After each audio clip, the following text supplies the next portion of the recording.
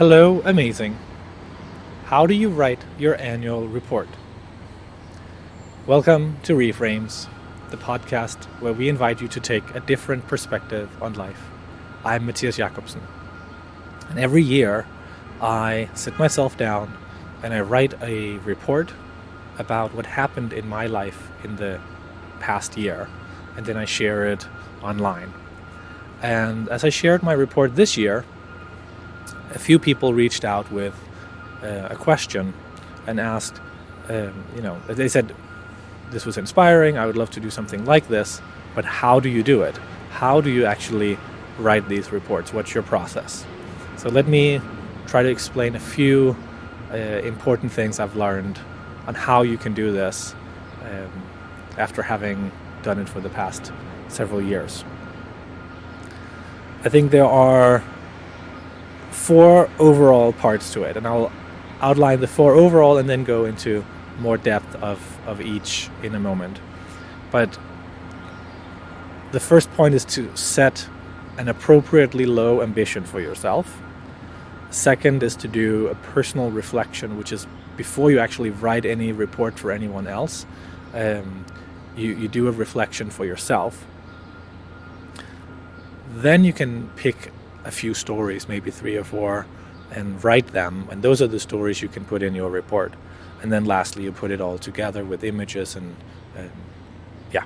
so those are the four main: ambition, personal reflection, selecting and writing the stories, and putting it all together. So let me go into each of them.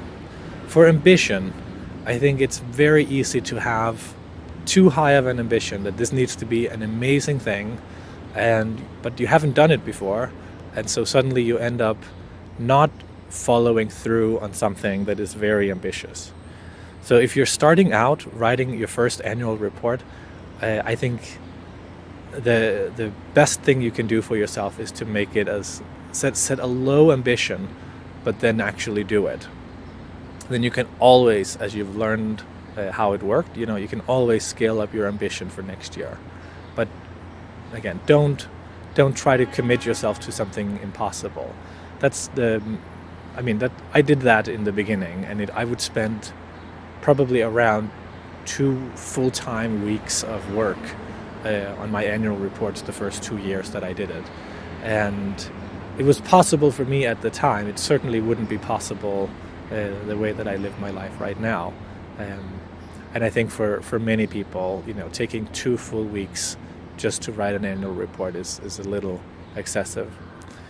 So set your ambition in a way where it's manageable. The second overall thing, is to do a personal reflection of the year. This is where I try to spend at least half the time. So this is before anything becomes any kind of report for anyone else. It is just my way of processing what happened in the year. And I do that in roughly 3 steps. One is to really get a sense and remember the things that happened, because I can usually only remember what happened in the past couple of weeks. So I sit myself down with the notebooks that I wrote in during the year, and I usually also look through photos on my phone or on my computer, because it kind of rejiggers my memory to some of the events and things that happened. I may even look at my calendar, but that's only if I need to look up like a specific thing I remember, but I don't remember exactly when. And I use all that to draw out a timeline.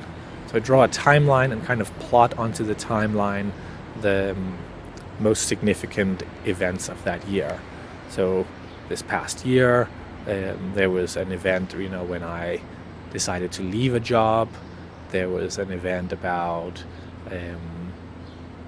deciding that we would go to Denmark on vacation, the time that we actually were in Denmark, coming back. All these things I try to list out. Then, when I can see see the whole year kind of on one large page with this timeline, I go deeper into some of the I would say the moments where I had them. The moments that I remember as the most powerful, both good and bad, the most difficult moments and the most positive moments, the most emotional moments. And I try to reflect on how did it feel in these moments. And again, I can only really identify what those moments are if I do the timeline first. So it seems a little trivial, but it's remarkably helpful to kind of get a grasp of the full year. But then I go into the feelings of it, and in the end I try to extract, what are some of the things I've actually learned this year? Have I learned something about people? Have I learned something about myself, about work, about family?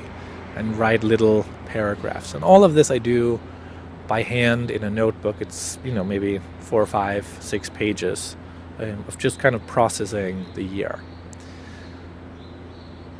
And so that's almost like that's the personal, individual, or you could say the private annual report. That's the one just for me. And all of that, again, I do before I write anything for anyone else. Then, for the other half of the time, is when I turn it into an annual report. And the step there is really to pick out a few stories. So even though it can seem like an annual report is about everything that happened in my life, it really isn't, and it could never be. That would be, if you think about it, that would be absurd to try to write a report about everything. It's always a selection of things. I try to select maybe 5 or 6 stories that I want to tell, but you could start with just 3. It really doesn't matter how many it is.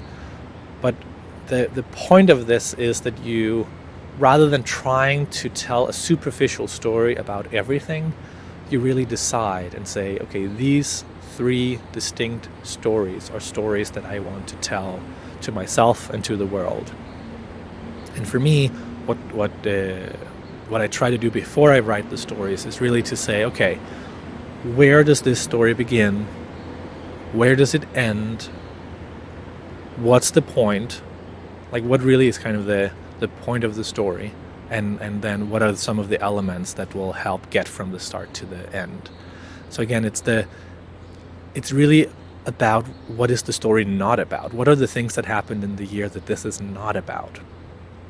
I find when I read other people's kind of Christmas cards, holiday cards, some people write extended stories about their lives, but sometimes it can be hard to read a story where it's like it's skating on the surface over so many different things that happened. But going deeper into 1 or 2 or 3 or 4 things and really crafting those stories can make it more worthwhile to read. So a story, for example, could be the story about changing jobs. So I can decide where do I want the story to begin.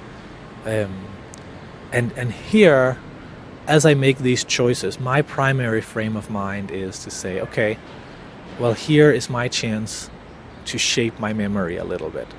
So something where there is maybe more drama and more trauma than I actually want in my life and that I want to emphasize. I can make choices now and say, well, I want to tell the story this way. It's not fiction. It's not that I get to make it up in a way that's not how it happened. But I also don't need to be overly committed to whatever irrational responses I had in the moment. So, for example, in the past, for the 2018 report, I was writing about a job change. And I could have chosen to go into more detail about what wasn't working for me in the job that I decided to leave and kind of, draw out some of those difficult situations and how I didn't sleep at night and kind of regurgitate all that. But I wasn't interested in that. Like, that's not really what I wanted to remember. I wanted to remember the point of liberation, the point where I decided, this is not for me. It's okay. It was the right thing to say yes to this job, but it's also the right thing to now leave it. And so that's where I wanted the story to start. And then I wanted the story really to be about more of the actual transition time and the point of the story being something about, knowing when something is, when you need to follow through and when it's about leaving it sooner rather than later. So I go through this with all the stories, first on the overview, like where does it begin, where does it end, what's the point, and what are some of the data points in between. The same with the story about Denmark, being in Denmark in the summer. I don't want to tell everything, all the people we saw, all the things that happened, but I tried to pick out maybe 2 or 3 little things about what happened in Denmark and then have kind of an overall point and summary of that story. So I write those stories, and in the end, it's really for me just putting it all together. I basically just used the template that I have from last year, an InDesign file, and I throw in some images, I throw in the stories, reshuffle the page order a little bit, and that's it. And if you want, by the way, the my InDesign template, just send me an email. I'm happy to share the file, and you can use it as a template as well. But do the other work first, do the setting the ambition, doing your personal reflection, picking out the 2 or 3 stories that you want to tell and write those stories. And then putting it all together in the end is really the easiest part. All right. Slightly long, but I wanted to tell you, step by step my process for writing my annual report. What I want you to take away really is don't skip the first 2 parts. Make sure you set an ambition that is appropriate, not too high. Something you can actually do. You can always be more ambitious next year, but it's better to do it this year with a lower ambition than not do it with a high ambition. Do a proper personal reflection where you really remember the whole year, how it felt, what you learned. And only then pick out the stories that you want to tell, write them in a way that you want to remember them, and then put it all together. That's it. Thank you for listening to Reframes, the podcast where we invite you to take a different perspective on life.